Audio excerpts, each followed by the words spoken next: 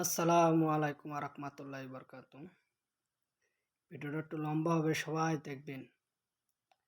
ভিডিওটা হয়তো ওনারা ফানি ভিডিও করছে, আমার স্ক্রিনে ভিডিওটা আছে, হয়তো ওরা ফানি ভিডিও করছে। তো এই ফানি ভিডিওটার প্রতিটা কথা, প্রতিটা বাক্য আমার জীবনের সাথে মিশে আছে। হতে পারে এটা ফানি ভিডিও, তা আমি মনে করি এটা ফানি ভিডিও না, এটা আমার জীবনের বহুত ইতিহাস। এটা হলো বাস্তব ভিডিও আমি মনে করি। আপনার ভিডিওটা সবাই একটু দেখে যাবেন, আপনাদের কাছে অনুরোধ করি। ভাই, উনি প্রতিদিন এই গোরস্থানে কি করে চলেন তো দেখি। চল। চাচা, তুমি আমার সাথে কাজটা ভালো করলে না। ভাই তুই কথা বল। আসসালামু আলাইকুম ভাইয়া। ওয়ালাইকুম আসসালাম। ভাই কিছু মনে না করলে একটা কথা বলি।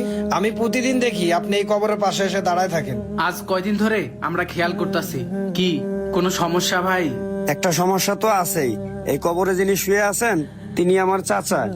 আর কি কারণে এই কবরের পাশে আমি আসি তাহলে শোনেন।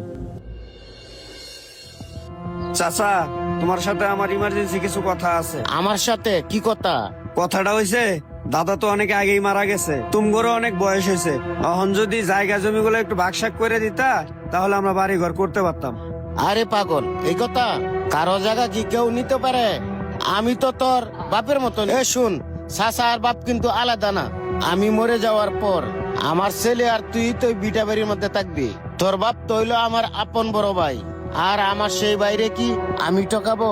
চাচা, আমি আপনাকে ওইভাবে বলি নাই, আসলে বিষয়টা ঠকা দিতার না। আর আমার আব্বাও তো বেশি কিছু বুঝে না, পরে যায় যদি আবার ঝামেলা হয়, এই জন্য আপনাকে বললাম। আরে কি ঝামেলা হবি? আমার ছেলে কি ওরকম? আব্বা, কি হয়েছে? আরে এনামুল আইছে, বাড়ির জায়গাটা ভাগ করে দিতে কইতাছে। ভাই, এখনো তো বাপ চাচারা বাইসা আছে, বাড়ির জমি এখনই ভাগ করার কি দরকার? আরে আমারও তো বাড়ি ঘর করার দরকার। বাড়ি ঘর করতে তোমার না করছে কেরা? বাড়ি ঘর যখন তুমি করবা তা করো। আব্বা, ভাই বাড়ি ঘর করবো, জায়গা দেখাই দাও। আর ভাই, তোমার সাথে জায়গা জমি নিয়ে আমার কখনো ঝামেলা হয়েছে? ঠিক আছে চাচা, ও যখন কইতাছে জায়গা জমি নিয়ে কোনো ঝামেলা হবে না, তাহলে আমার জায়গাটা দেখায় দেন, আমি বাড়ি ঘর করি। ঠিক আছে চাচা, আমি তাহলে যাই। আর হযরত, আমি গেলাম। আচ্ছা। এই হচ্ছে বিষয়, সবই তো শুনলেন ভাই।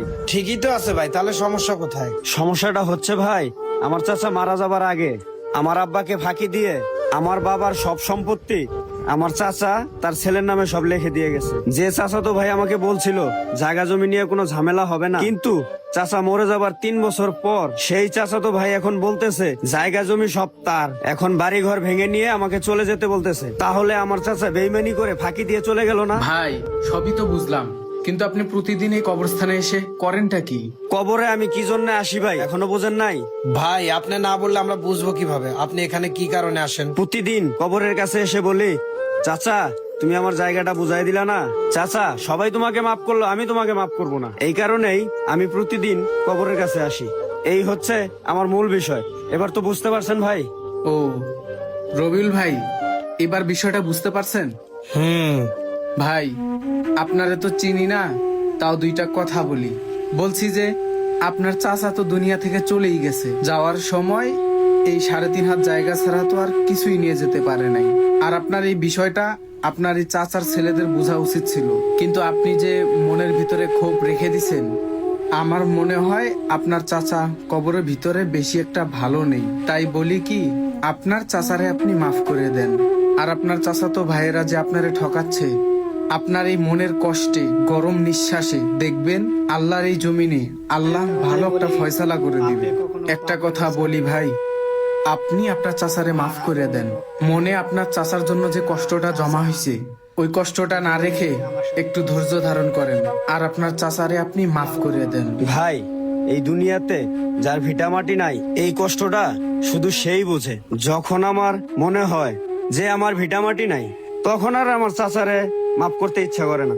আপনার কথা ঠিকই আছে ভাই। এই 2 দিনের দুনিয়ায় মানুষ যে কেন অংশীদাররে ফাঁকি দেয় আমার মাথায় আসে না। তার উপরে আর রাগ রেখে কোনো লাভ নেই। আল্লাহর রাস্তে ভাই আপনার চাচাকে আপনি মাফ করে দিয়েন। আচ্ছা রবিউল ভাই, চলো দাদার কবরটা জিয়ারত করে আসি। মানুষ ক্ষণিকের এই দুনিয়ায় সামান্য কিছু জায়গা জমি নিয়ে এত বিবাদ সৃষ্টি করে, তারা মনে